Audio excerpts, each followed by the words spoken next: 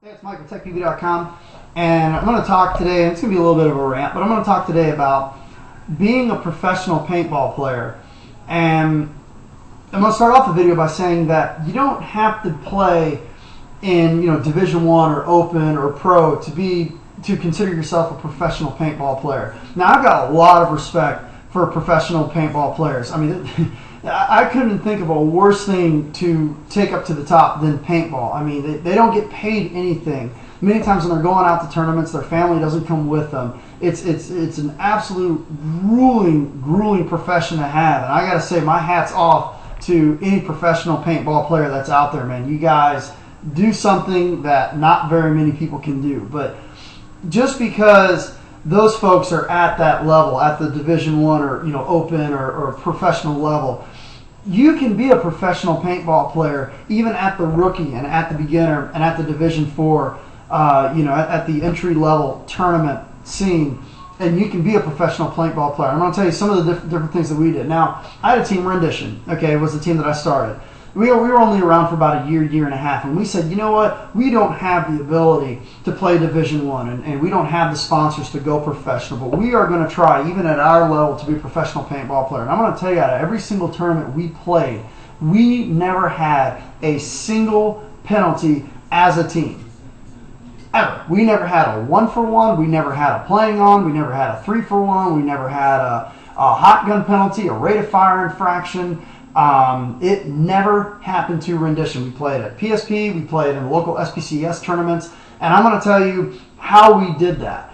One of the things that we used to say is that we don't cheat because we don't have to. Okay, I've had shots that have hit me that I have no idea how the hell it happened. I had one time, a couple months ago, I had a player, probably the first time they were playing, bounced the ball off a finger and I took one right in the knuckle. I said, oh my God, what a lucky shot, and I still walked off. I can tell you on cheating. In cheating, it's a personal preference. If you want to cheat, be my guest. It makes no difference to me whatsoever. But once I've seen players start cheating, it seems like they don't get better. They think that, okay, because I can cheat in rec ball, I can get away with this in a tournament. And I've noticed that once you go down that road of cheating, you as a player will not get better, because you'll say, you know what? I don't have to run laps. I don't have to jog around my block. I don't have to run faster to my bunker, because you know what? I'll just wipe the hit off. Well, let me tell you what. Those referees, they're watching. And I can tell you something else. Once you get caught cheating in a tournament, the refs are going to know about it, and they're going to pull you guys for more penalties. And most of the time you get caught cheating in a tournament, you're pretty much done as a tournament, because 3-for-1 and that game is over. Chances are you're not going to be moving on any faster. So if you want to cheat, be my guest. There's a lot of cheaters in paintball. This is just kind of the nature of the sport. But I can tell you from a personal aspect and just from watching players throughout the years, once you go down that road of cheating, not only is the amount of time that you have in the sport going to be limited, because it's no longer going to be fun or challenging. If you're just out there waiting, every time they hit you, you wipe it off, there's no incentive to try to get better. And something else too is, once you get a name as a cheater, or your team gets known as a cheater team, the refs are going to love pulling penalties on you. 1-for-1s, 3-for-1s. Doesn't matter, you're going to be getting penalized like crazy, and chances are the amount of time that you're going to have in the sport is going to be very limited. Something else that drives me absolutely freaking crazy is, I've played on teams before where I prepared for weeks in advance for this one tournament, and then you always end up having that shithead that is like, shows up to the tournament either drunk or, oh God, I was up till 5 o'clock in the morning, yeah, I was out partying, oh God, it's like, dude, I've been working for months for this tournament, okay? I've spent thousands of dollars to prepare for this tournament. You didn't even have enough respect for yourself or the team to get a good night's sleep? I mean, I don't understand that. That person is obviously not a professional paintball player. You can do that even at the Division 4 level. Get a good night's sleep. Show up to the tournament on time. Be prepared. Prepared physically, prepared emotionally. Your equipment works. Even though you may only be playing in the rookie league, you can still consider yourself a professional paintball player. Something else too is treating other teams with respect. There's a local team here in the greater Tampa Bay area called Fierce. We've beaten them a couple times in practice. I've never been able to beat that team in a tournament.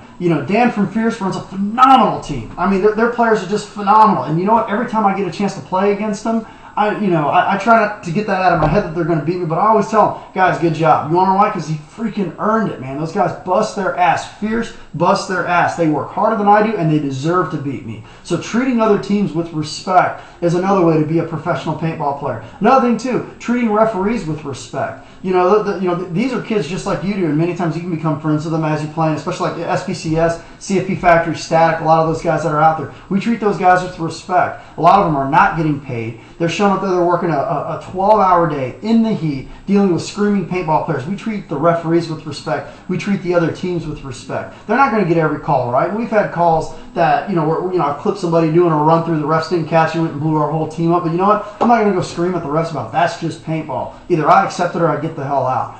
I wanted to say something about trying to be a professional paintball player, even though you may not have the ability or the money to compete in the Division I, the Open, or the professional level. You can still take that mentality of being a professional paintball player, even if you're competing in the beginner, the Division IV, the rookie level. And I'll tell you what, most of the professional paintball players that I've had a pleasure of meeting, those are some of the coolest guys I've ever met. Greg Hastings, Glenn Takamoto, I can go on and on and on with some of the professional, Thomas Taylor, some of the guys from like Joy Division. I met Rocky Newth in person, Crystal Soy. Some of these guys are some of the coolest, most down-to-earth people, and that's why they've been able to rise to the professional status.